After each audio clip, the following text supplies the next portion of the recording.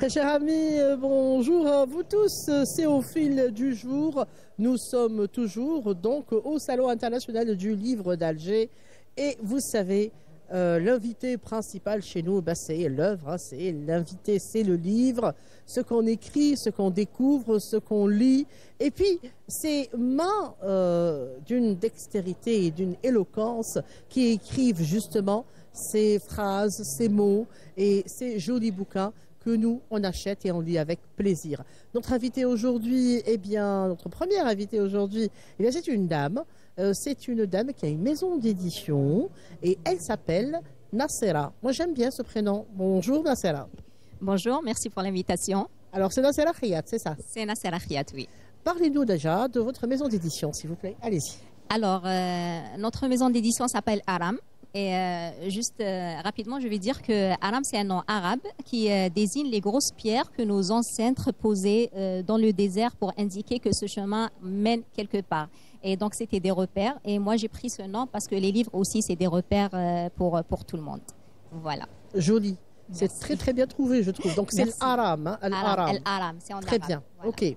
Et vous éditez un genre bien spécifique de livres? Est-ce que vous avez un choix? Quels sont vos critères? Alors, il faut dire que la maison d'édition Aram, elle est toute jeune. Donc, on débute et d'ailleurs, c'est notre première participation au Salon du Livre. C'est une maison d'édition générale, mais on a une attention particulière à la littérature jeunesse. Donc, on a une préférence comme ça pour les livres pour enfants. La jeunesse qui va bientôt prendre un flambeau, qui va suivre une génération d'intellectuels, qui va travailler, elle aussi, pour une autre génération qui vient, etc. J'ai eu le plaisir tout à l'heure de regarder un petit peu et je me suis vraiment intéressée à ce dictionnaire. Donc nous avons un dictionnaire comment apprendre tout simplement le tamazight. Deuxième langue nationale, messieurs, dames. Et ceux qui ne maîtrisent pas cette belle langue, donc le tamazight, et on propose, donc Aram propose aussi des livres pour pouvoir donc maîtriser une langue ancestrale. Donc on peut regarder le livre ensemble. Est-ce un dictionnaire? Est-ce un manuel? Qu'est-ce qu'on peut dire sur ce livre? En fait, c'est un lexique, tout simplement. L'idée de ce livre-là, c'est de faciliter un petit peu l'apprentissage de la langue tamazight, mais avec des images. Donc, principalement, dans le livre, on va trouver des images avec le nom au-dessous en tamazight, en arabe et en français. C'est pour qu'on puisse permettre à toutes les personnes, qui veulent apprendre tamazight, on leur facilite en fait la tâche. Parce que quand on regarde l'image, on sait directement c'est quoi. Oui. Et au-dessous, on a le nom de ce qui est représenté dans l'image. Et ça touche vraiment tous les domaines. Hein. Donc, mais c'est ça ce que je suis en train de voir, voilà. Parce qu'il y a la maison, donc le champ, il y a même le moteur de la voiture. Hein. Il y a de tout. Ceci m'intéresse. Alors, l'ordinateur, tout ce qui est physique, mathématiques aussi, moi j'aime bien. Les sports. Très, très intéressant, oui. Et vous trouvez qu'il y a des gens qui s'y intéressent réellement, ou est-ce que c'est restreint, est-ce que c'est juste les étudiants par exemple, ou les enfants viennent en famille et se disent « Ah tiens, je vais commencer par apprendre cette belle langue qui est le tamazight ». Qu'en pensez-vous ? Certainement, oui, parce que en Algérie, bon, le tamazight, c'est vrai que c'est une langue nationale, mais elle n'est pas maîtrisée par tout le monde. Donc, il y a des régions qui maîtrisent super bien la langue, mais il y a d'autres régions qui ne la maîtrisent pas. Donc, par contre, on a vu que ces dernières années, il y a beaucoup, surtout, il y a une très grande ouverture. Par exemple, vous avez de plus en plus de livres en langue tamazight. Vous avez beaucoup de choses qui se font en langue tamazight, et il y a une partie des gens, des Algériens, qui est un petit peu en marche parce qu'elle ne comprend pas la langue, et du coup, ça leur facilite la tâche. Donc, ils sont intéressés parce que, comme je l'ai dit, c'est très facile avec des images, et ce n'est pas forcément les enfants, il y a aussi les adultes. Parce qu'on est appelé à travailler tous ensemble, et donc on a besoin de cet outil de communication. C'est vrai que c'est très utile pour les élèves, pour les étudiants et tout, mais c'est aussi très utile pour tout le monde, pour le grand public. En tout cas, personnellement, moi j'aime bien les images, j'aime bien tout ce qui est écrit, c'est comme un glossaire en fait. Exactement. Et ce sont des noms donnés dans les 3 langues. Et vous avez, de toute façon, c'est une idée assez originale d'aller comme ça puiser dans le terroir, dans les anciens mots, et les mettre en valeur. Tout à fait. Et ce qui est intéressant aussi, c'est que ça touche vraiment à tous les domaines parce que on a tendance, des fois quand on veut apprendre une langue, on a tendance à se limiter un petit peu aux objets qui nous entourent, bien aux animaux, aux légumes, aux fruits. Mais là, comme vous avez vu, il y a même les parties de l'ordinateur, il y a le moteur de la voiture, il y a les maths, la physique, il y a les sports. Ça touche vraiment, vraiment à tous les domaines. Et comme c'est une langue c'est une langue ancestrale, c'est vrai, mais c'est aussi une langue qu'on est en train d'utiliser de plus en plus dans différents domaines. Donc c'est vraiment c'est très utile et ça nous aide beaucoup. Parlez-nous un petit peu de l'auteur, donc Sadat Ammar. Alors, Sadat Ammar, c'est en fait l'idée du livre, c'est son idée. Hein. C'est vraiment un projet qu'il a commencé tout seul. Donc, il a travaillé tout seul. Il a commencé, il a fait ses recherches et tout. Et il a commencé à travailler, il a préparé son document et tout. Et ensuite, il nous a proposé, donc comme pour chaque livre, l'auteur, il a une idée, il a un projet. Et ensuite, il se dirige vers un éditeur.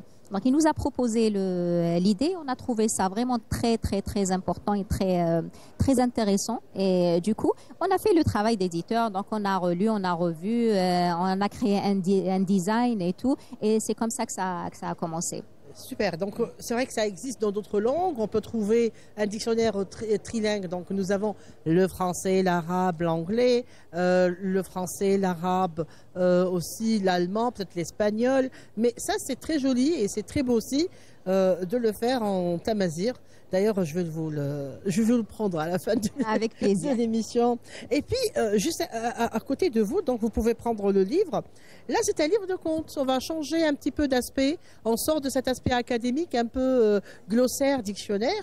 Et on va là où je me sens tellement bien, dans le monde des contes. C'est des contes merveilleux. Alors, en fait, je vais juste vous montrer. Alors, ce livre-là, c'est le livre de notre grande comédienne Behia Rachdi.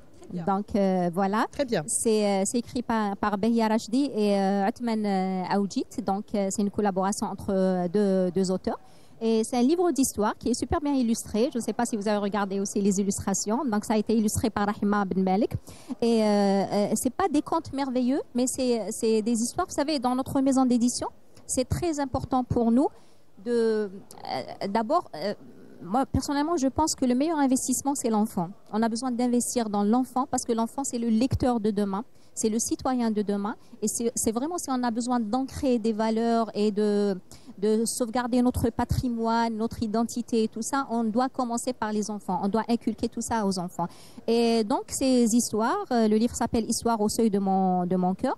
Ce sont des histoires tirées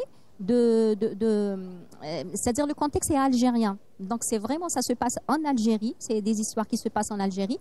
Donc c'est des histoires parfois tirées un peu de la réalité, des fois c'est des histoires imaginées, mais le plus important c'est de faire passer un message sans pour autant être moralisateur bien sûr. Et donc c'est toujours, les histoires portent un message sur l'amitié, sur la solidarité, sur la paix, sur la fraternité, sur l'importance des liens de famille, tout ça. Et donc c'est des histoires variées, qui peuvent être réelles ou pas, mais elles ont toutes le même fil conducteur qui est des valeurs humaines et algériennes aussi. C'est-à-dire que nous sommes dans le vécu peut-être de Madame Behia Rachdi, oui, des souvenirs d'enfance, une certaine autobiographie mais écrite en conte.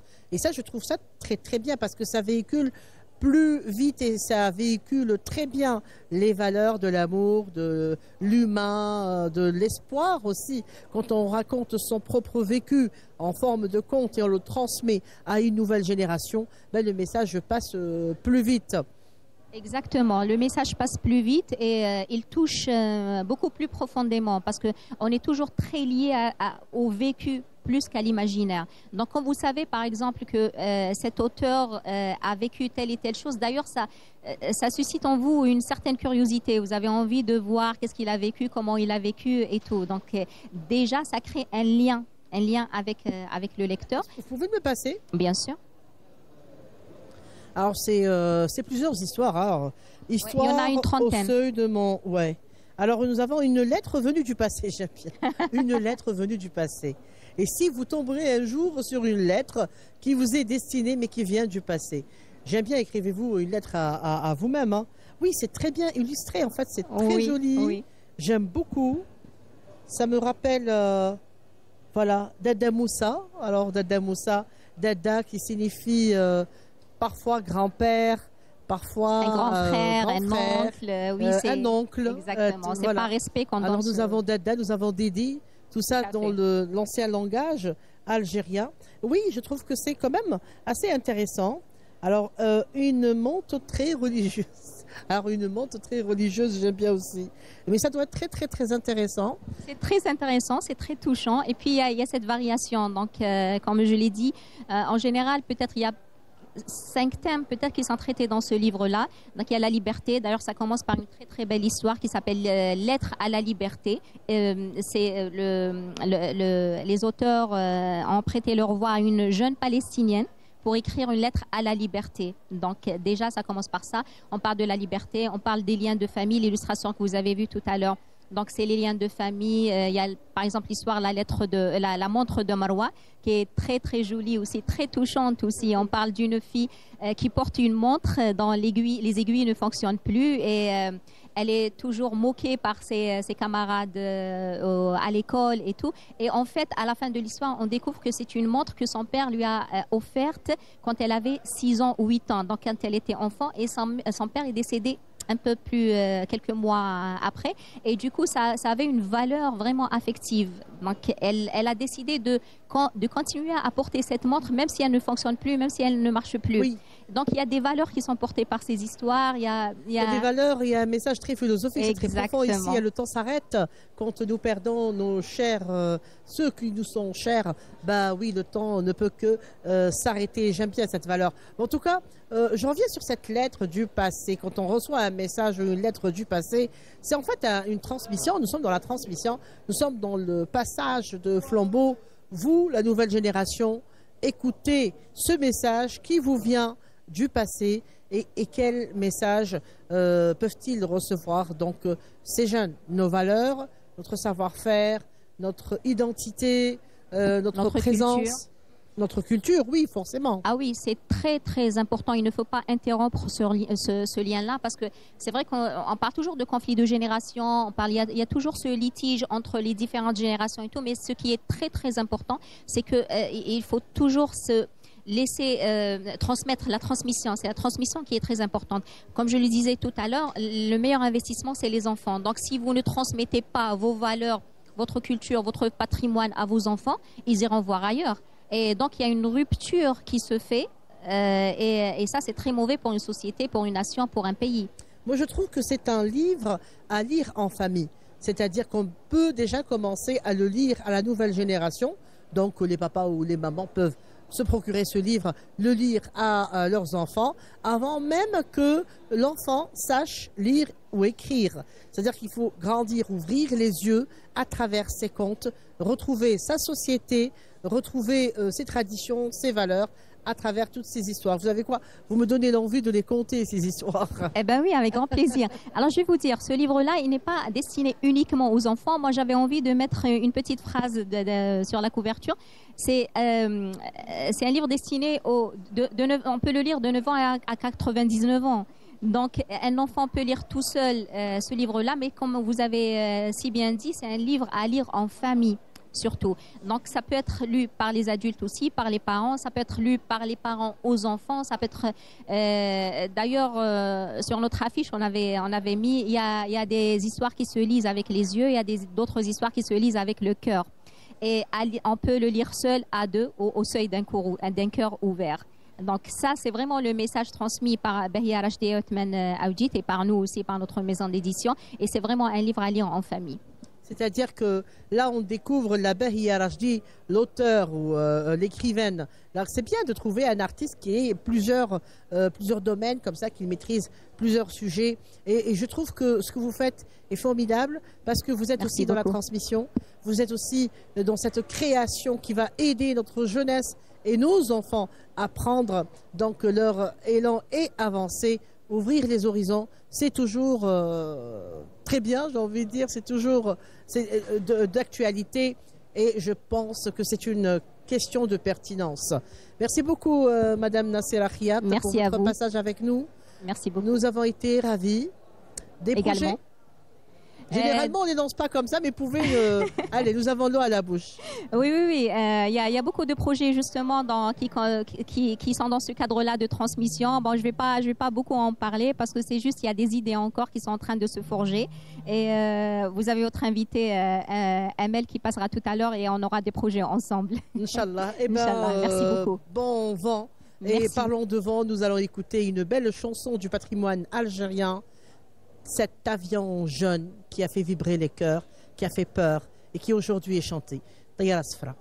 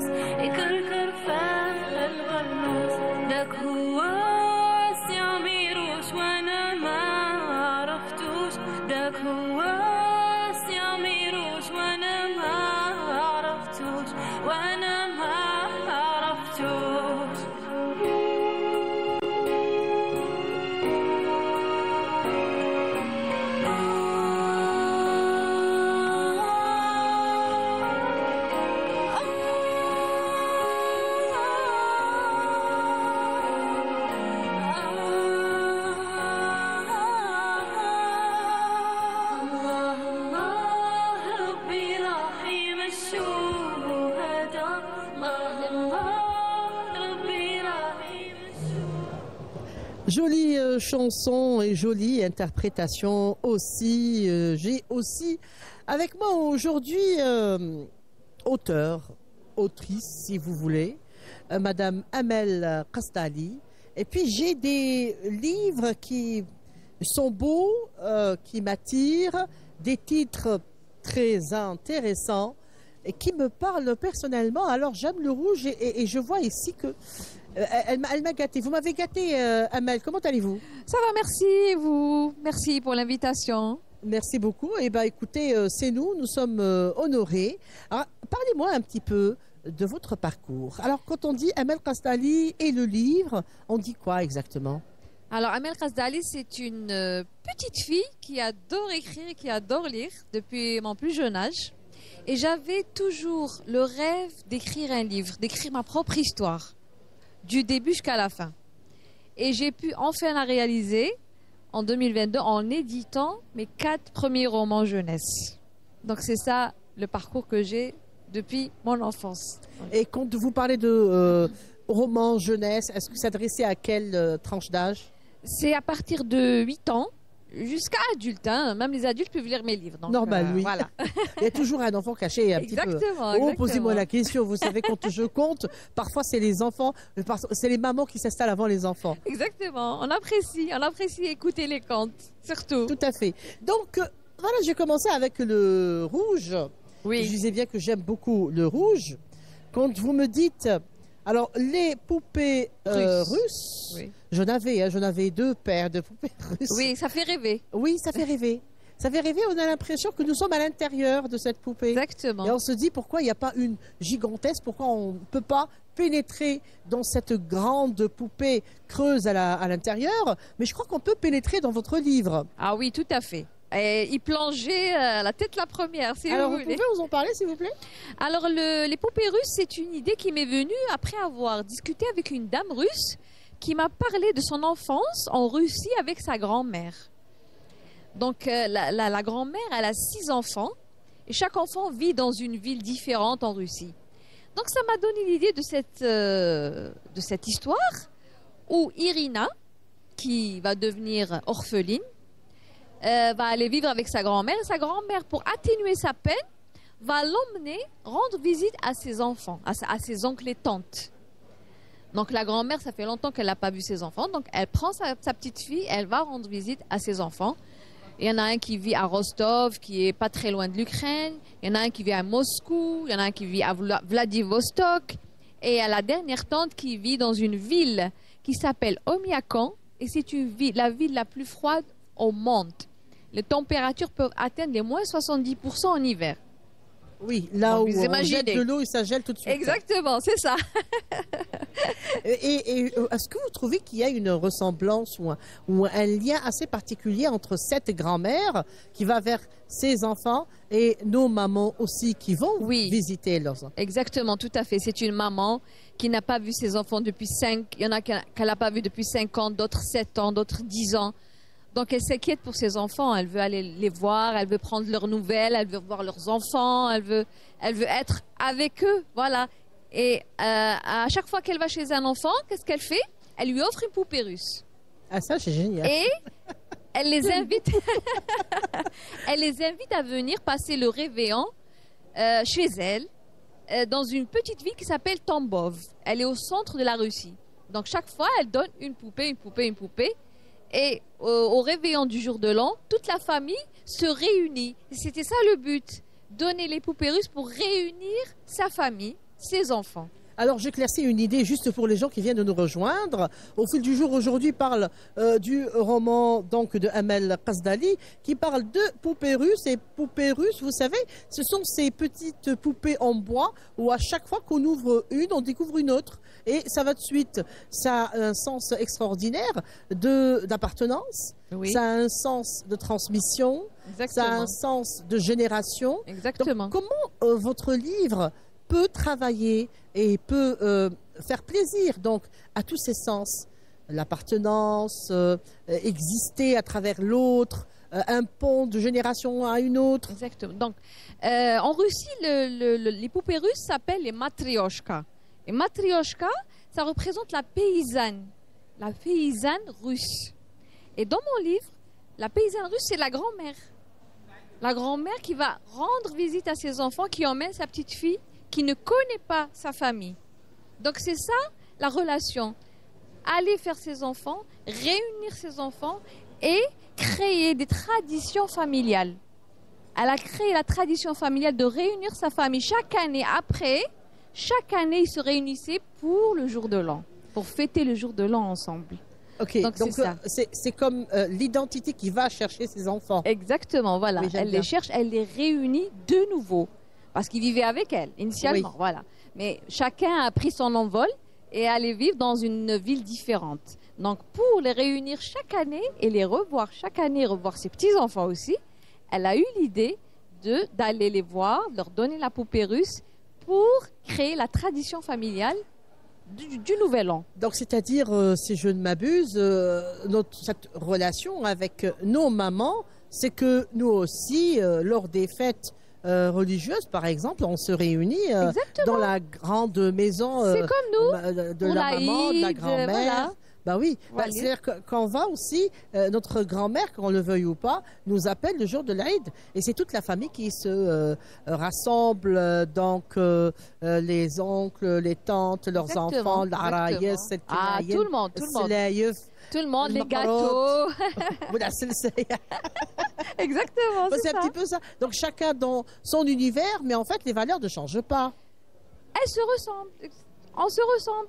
Donc, c'est des mamans, c'est des grands-mamans, c'est des petits-enfants.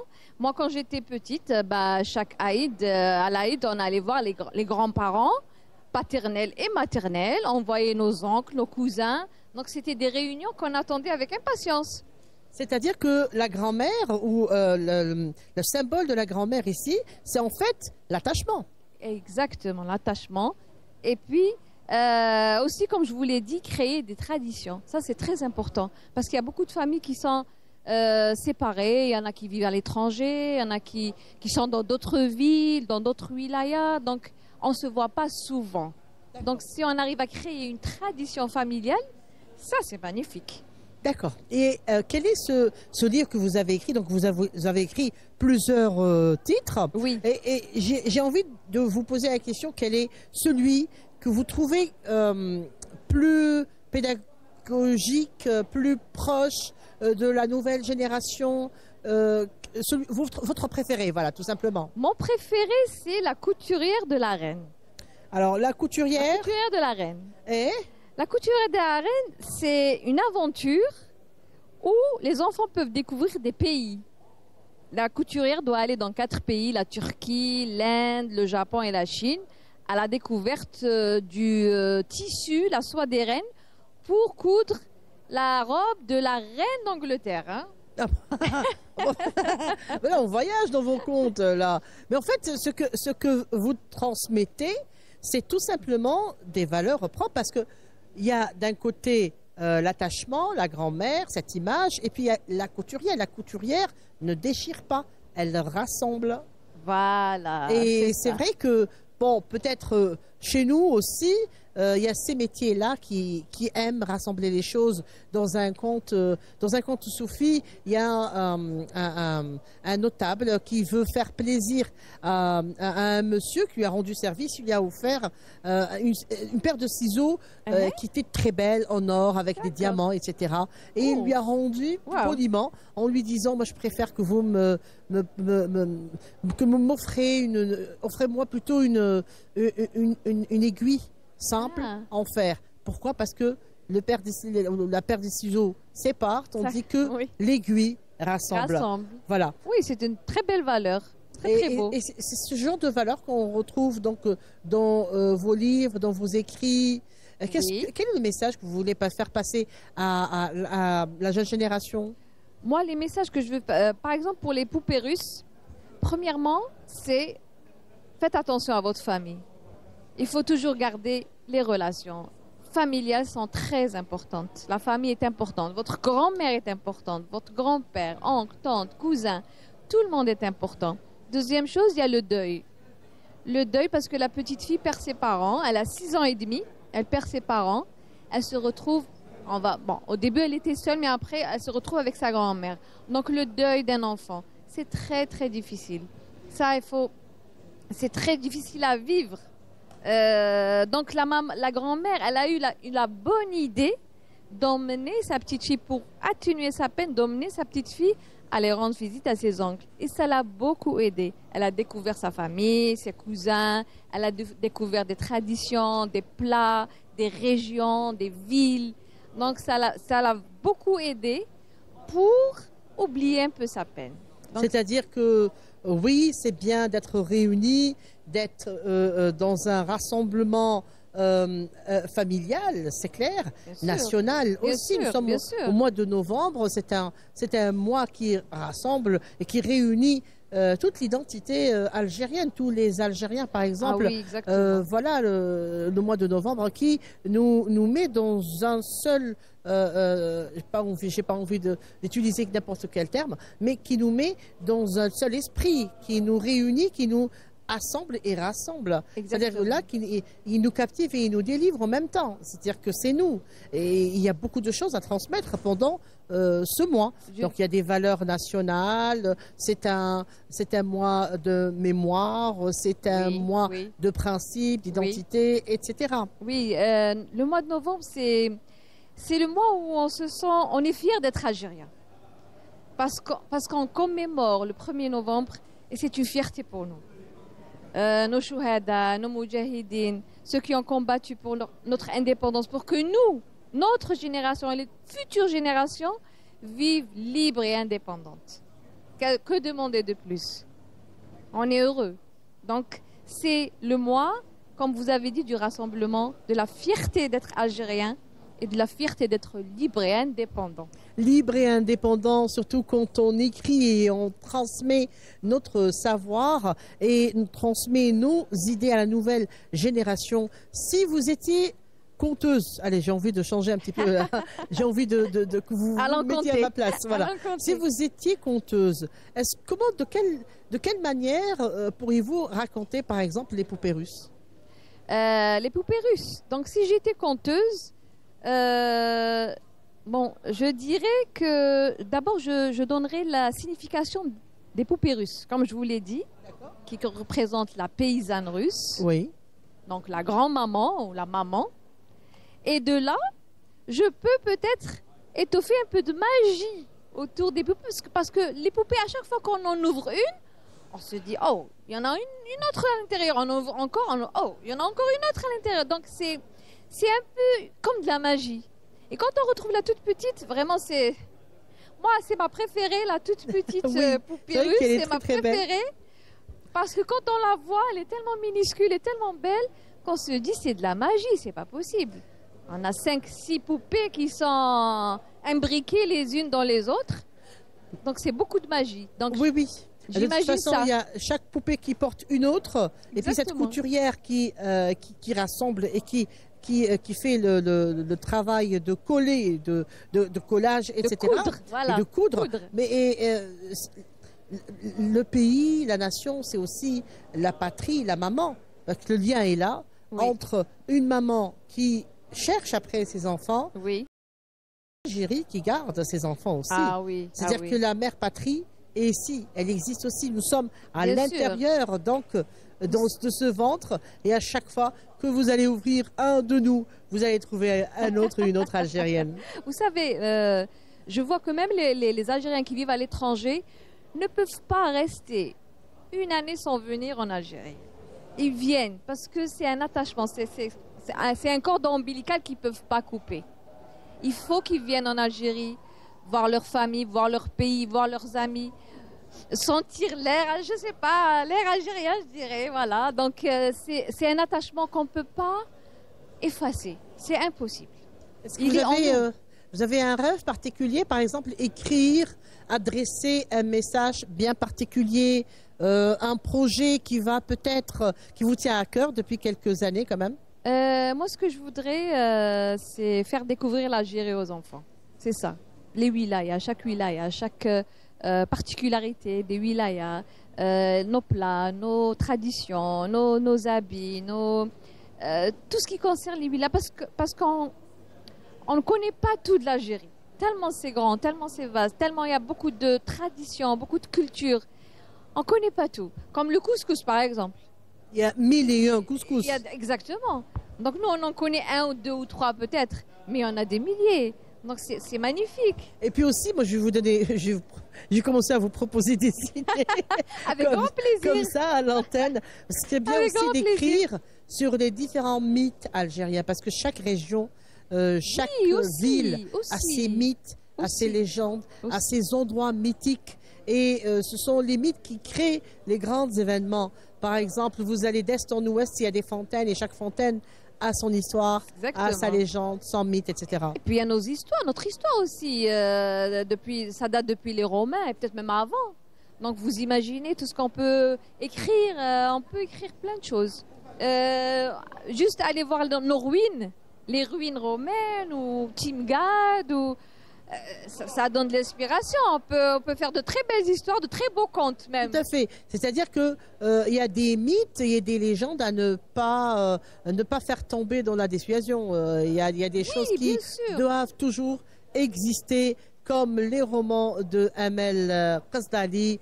Merci beaucoup. Merci à Jolie vous. plume. Merci beaucoup. Yatek Saha, et restez fidèles à notre belle Algérie. Merci. Bonne fête à tous pour le 1er novembre. Bien Bonne sûr, fête restez fidèles justement à cette transmission à la nouvelle génération.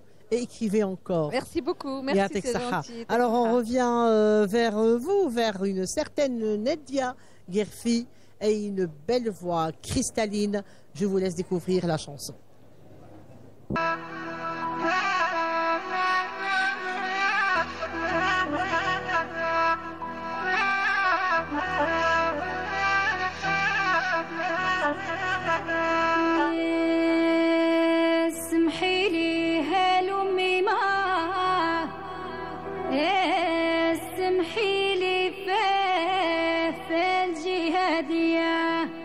اسمح الباب وليدي مرسولة من عنده العالية جينا من عين مليلة 7 أيام على رجلنا أوصلنا للجبال كم بينا أو فرنسا تركان علينا الكرطوشي قطع صدرنا البهط وقازك لها رجلنا الرجال تموت بلا شي فينا والسمحي ليها لحنينا والسمحي ليها لأمي ما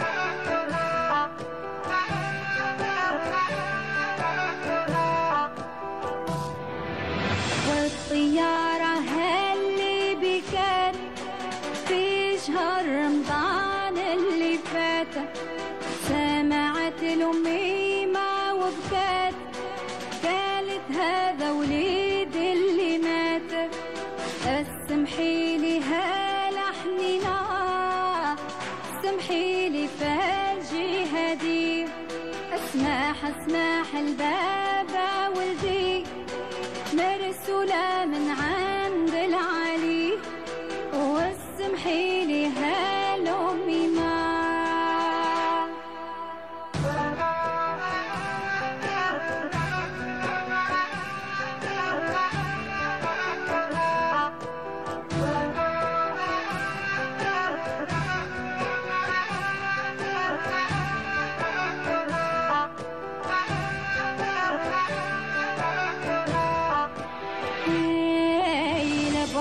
اللي جات من التل قالوا لي الوراس تسركل سولوا لي وعلى العرش الكل سوى الكبير على ماليا ما تبكيش يا عيني يا ما تبكيش على ابن الشهيد وابكي على خاين الوطني بايع دينه لاحق الرومي واسمحي لي هالأمي ما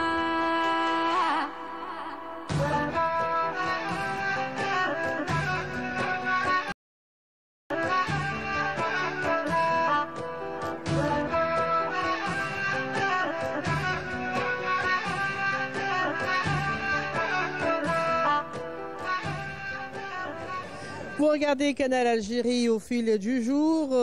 Donc nous sommes au Salon du Livre, au Salon international du livre d'Alger. Des invités, des œuvres, des livres, ce que vous pouvez lire, des goûts différents. Et j'ai avec moi alors sur ce plateau Monsieur Riyad Chabouni. Alors nous allons passer à autre chose. C'est Riyad, bonjour, comment allez-vous? Bonjour, merci en tout cas pour l'invitation. C'est un grand plaisir de passer sur Canal Algérie. Oui, on va passer un peu à l'entrepreneuriat peut-être. Oui, donc je disais bien que c'était notre genre de littérature. Absolument. Ben, l'entrepreneuriat, essentiellement, en fait, moi je suis auteur d'un certain nombre de livres qui sont essentiellement dédiés aux entrepreneurs, aux dirigeants d'entreprises, aux chefs de projet, mais surtout aussi aux startups. On sait très bien qu'en Algérie, depuis quelques années, on a développé ce concept de start-up. D'ailleurs, il y a le ministère des start-up qui fait beaucoup de choses pour les jeunes, justement. Et moi, j'ai trouvé intéressant parce que j'ai eu l'opportunité d'accompagner en coaching, comme je suis coach professionnel, d'accompagner au coaching pas mal de startups, jeunes entrepreneurs. Et donc, j'ai fait un petit package, un ensemble de conseils très intéressants, pertinents, terrain. Hein. On ne parle pas de théorie, c'est surtout terrain, pour essayer d'accompagner les jeunes avant même de développer leur projet, de pouvoir avoir un certain nombre de pistes pour qu'ils puissent facilement intégrer cette posture de start-up. C'est une posture. Hein. Tout à fait, oui. Absolument. Donc voilà, à peu près. Puis bon, il y a d'autres livres aussi qui sont liés. Hein. On parle de l'estime de soi en coaching, on parle de pratiquer l'affirmation de soi aussi au coaching, comment rebondir face à des obstacles, à des échecs. C'est-à-dire que vous êtes un petit peu dans la sophrologie, c'est ça? Ouvrir des horizons, oui, faire apprendre comment faire et comment faire, par exemple? Oui, c'est absolument ça. Le savoir-faire existe déjà chez par exemple, l'entrepreneur, il sait qu'est-ce qu'il a à faire. Mais après, il y a le savoir-être qui est très important et fondamental. C'est-à-dire face à un projet, face aussi, moi, les startups, par exemple, que je rencontre, leur difficulté, c'est comment être face à des financeurs, comment avoir des financements de projet, par exemple, comment présenter mon projet face à une commission. Et déjà, ça, c'est une préparation mentale. Mais pas que. C'est-à-dire qu'il faut pas la faire à la dernière minute. Par exemple, il y a beaucoup d'incubateurs, ceux qui accompagnent les entrepreneurs, les jeunes entrepreneurs, les chefs, des porteurs de projets. Mais au lieu de les accompagner déjà en amont, c'est-à-dire avant même de démarrer le projet, on va commencer en parallèle à les accompagner sur ce que j'appelle le développement personnel, c'est-à-dire développer un certain nombre de choses qui ne sont pas encore identifiées pour le moment. Et au moment opportun, lorsqu'il doit présenter son projet, il est pratiquement pris, ce que j'appelle un coup d'état émotionnel. Il est pris par les émotions. Il n'arrive pas à présenter le projet, alors que son projet, il est vraiment top. Oui, oui. Et à partir de ce moment, il peut perdre facilement en fait, sa crédibilité parce qu'il a mal présenté, il a mal vécu le projet. Parfois, les clients qu'on a, c'est des jeunes aussi qui n'ont pas encore l'expérience de la vie. Donc là, en fait, ce qui est intéressant, c'est qu'on leur donne cette, on va dire le plus 10, c'est-à-dire ils vont gagner 10 ans dans leur vie. C'est un jeune qui a 22-23 ans, il va gagner grâce à cette expérience de gens qui ont fait la même chose que lui, qui sont tombés, qui se sont relevés, qui ont fait des bêtises, qui ont corrigé, ils ont amélioré. On leur propose des conseils tout frais qui peuvent les aider vraiment à s'adapter à cette opportunité, à cette euphorie, en fait. Donc, voilà. Moi j'aime bien quand vous dites euphorie. En fait, vous préparez le mode d'emploi d'un chef d'entreprise. Autrement dit, comment vous allez faire, quelles sont les étapes que vous allez suivre pour un jour devenir patron, donc chef d'entreprise, boss, grand boss, etc. Oui. Et ce sont des termes, j'utilise ici, des termes très utilisés par nos jeunes, nos étudiants aussi. Oui, bon, il y a des mots, on parle d'agilité, on parle de management participatif, on parle il y a plein de mots magiques.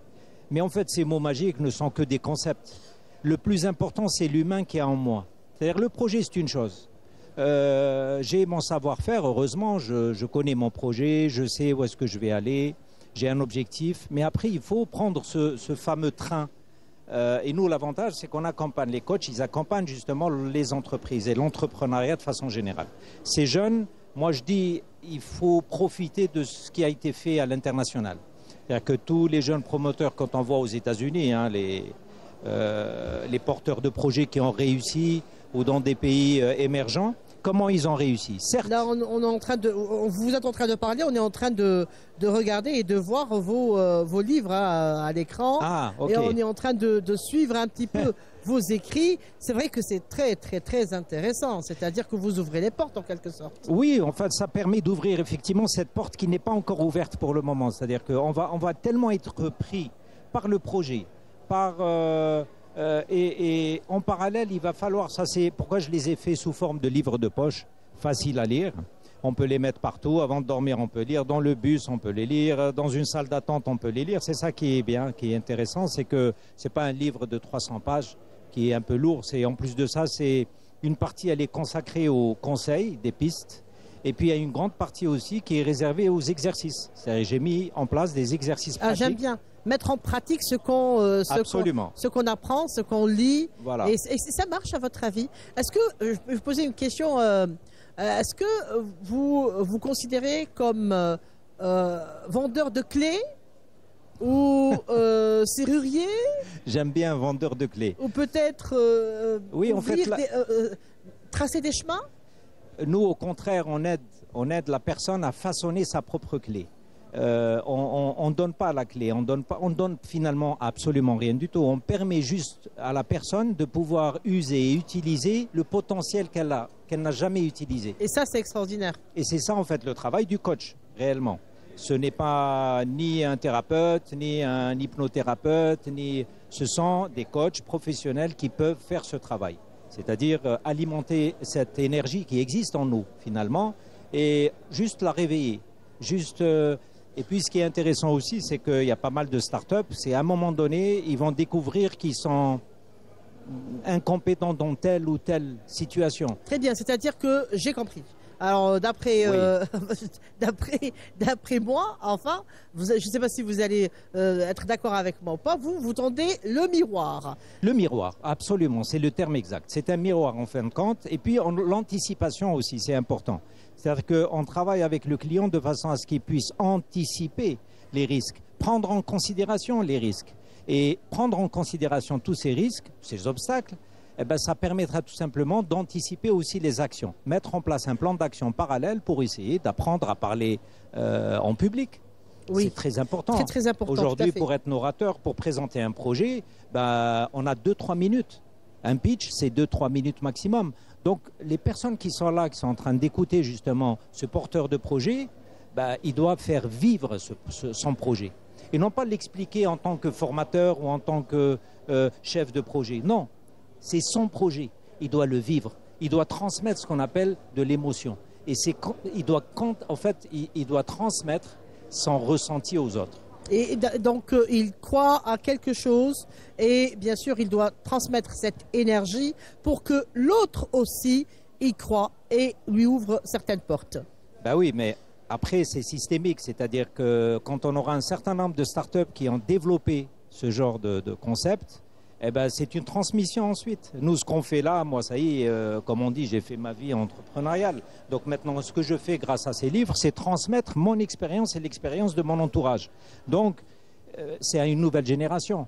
Et l'Algérie a besoin, il y a plein de jeunes. Écoutez, oui, il y a tellement de startups en ce moment. Oui, absolument. Moi, je suppose, je crois que il y a beaucoup donc de gens qui vous contactent pour vos livres. La tranche d'âge, ça va de 18 à 45 ans peut-être? Alors, les livres, en fait, c'est un peu plus. C'est des personnes, des dirigeants d'entreprises qui sont très intéressés par un certain nombre de thématiques, bien sûr. Les startups, pas encore, mis à part le livre de start-up lui-même. C'est pour ça que le titre, en grand, il est mis en évidence. Mais tout doucement, en fait, on leur explique que, par exemple, prendre soin de soi pendant la réalisation du projet est nécessaire.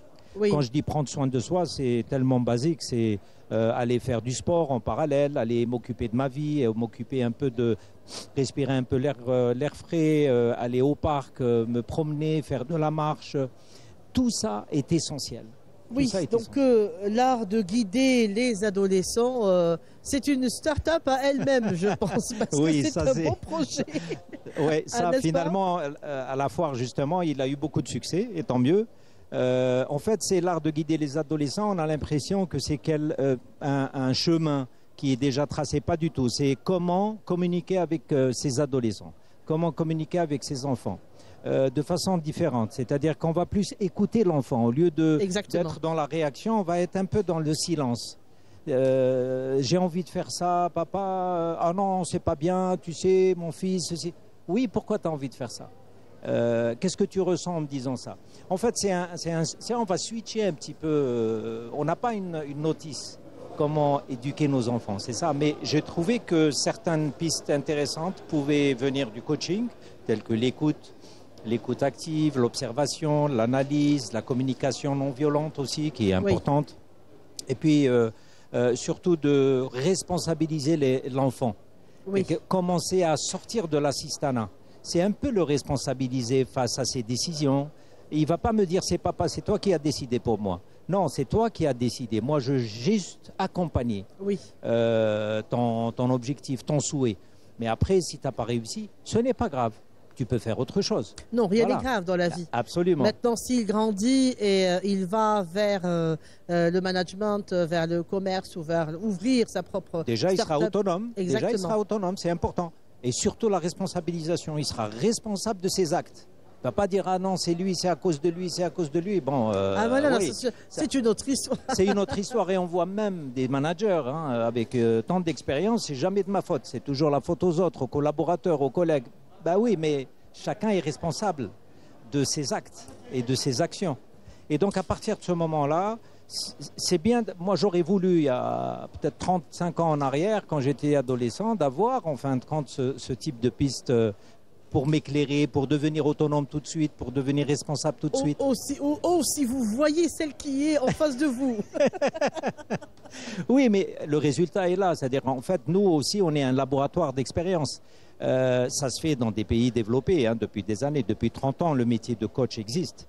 Chez nous, en Algérie, c'est récent, c'est à peine ces 10 dernières années. D'ailleurs, je profite pour dire que nous avons, avec des coachs, créé une association des coachs algériennes. Voilà, depuis un peu plus d'une année. Donc, ça permet de faire des ateliers. On fait beaucoup d'ateliers gratuits ou à des prix vraiment solidaires pour essayer de permettre justement soit des ateliers dans le cadre de l'entrepreneuriat, c'est des ateliers de coaching en général, de développement personnel. Donc, permettez-moi de vous poser une question. Oui. Une question comme ça qui vient à l'esprit. Est-ce que quand on parle donc de coaching, quand on parle d'entrepreneuriat, je perds mes mots. L'entrepreneuriat. Enfin, c'est bon. Je l'ai pas. Oui, paria. Enfin, je sais pas. Je perds mes mots. Alors, oui. Et est-ce qu'on peut que regarder en face? Est-ce qu'il y a des startups, mais qui envisagent à enlever un petit peu la poussière sur l'identité, sur la présence algérienne, sur la mémoire algérienne, sur comment préserver cette identité, ce terroir, ce patrimoine, mais tout en suivant donc la philosophie de start-up. Je ne sais pas si ma question est plongée. Moi, je vais vous dire, par exemple, j'avais effectivement ma grand-mère qui était une fidaïa qui est décédée depuis plus de 25 ans. Donc, j'ai écrit ses mémoires. D'ailleurs, c'est en cours d'édition. C'est un livre que j'avais vraiment à cœur. C'est une transmission qu'elle voulait donner aux générations futures. C'est ça. Nous sommes toujours dans l'esprit de la transmission. Absolument. Et cette transmission, en fait, le vecteur essentiel pour elle, c'était le pardon et la paix intérieure. Parce que l'Algérie, elle est un peu spécifique par rapport à d'autres pays. Elle est un peu spéciale. On a eu une indépendance. C'est pas aussi facile que ça. Ça s'est pas offert, comme on dit. Ça s'est arraché. Et d'ailleurs, je vous en parle, j'ai vraiment la chair de poule parce que je revois toujours ma grand-mère. Mais ce que je veux dire, c'est comment transmettre tout ça. Mais avec toutes les difficultés que ces personnes ont eues, que ce soit des chouhada, des moudjahidines, mais avec ça, ils ont maintenu quelque chose d'essentiel grâce à la foi, bien sûr, c'est la paix intérieure, c'est le pardon. Et donc, si on veut réussir et on veut construire un pays, il faut dépasser justement ces rancunes.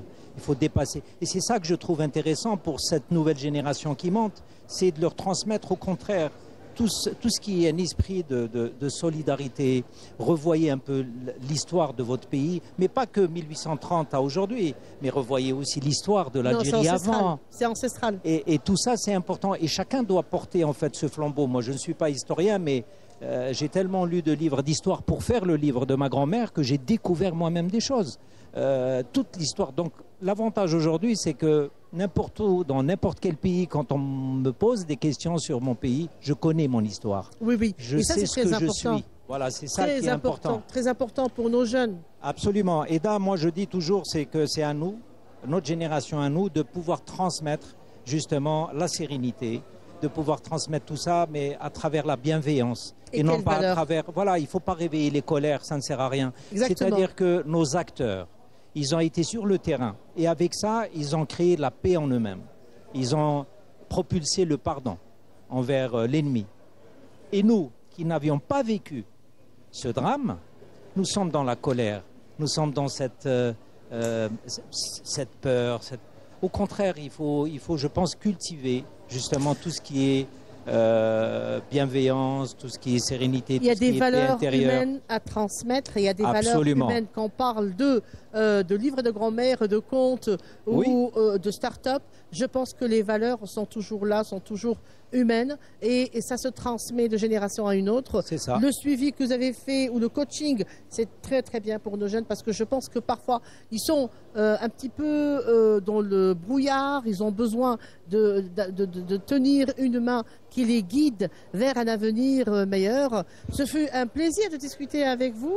Eh ben, Avec Sarah, grand c'est un plaisir. travail, Avec grand plaisir. Merci à vous en tout cas de me donner cette opportunité de pouvoir. Non, mais c'est un Voilà. travail gigantesque. Moi, je trouve, moi, j'aurais bien voulu avoir ceci lors de ma jeunesse, quoique je Ouais, suis ouais. encore jeune, mais bon. Non, mais ce qui est intéressant, pardon, c'est que ce ne sont que des retours d'expérience. Ce n'est pas du tout théorique. Hein. Très bien, j'avais Ce n'est compris. pas des cours pédagogiques. Ce sont des retours d'expérience de clients Très bien. qui ont réussi, qui n'ont aussi pas réussi, qui ont eu des échecs, comment ils ont pu rebondir, travailler sur la résilience, c'est important, la posture, la clarté, la vision, les valeurs, Oui. tout ça est dans les livres que Et j'essaie c'est de normal proposer. que nos jeunes apprécient ce genre de littérature aussi. Nous avons été ravis que vous soyez parmi nous, que vous partagiez donc ce moment agréable au fil du jour. On se retrouve une prochaine fois. Merci de nous avoir suivis. Restez fidèles à Canal Algérie. Au revoir. Merci. Merci à vous. Merci à vous. Merci.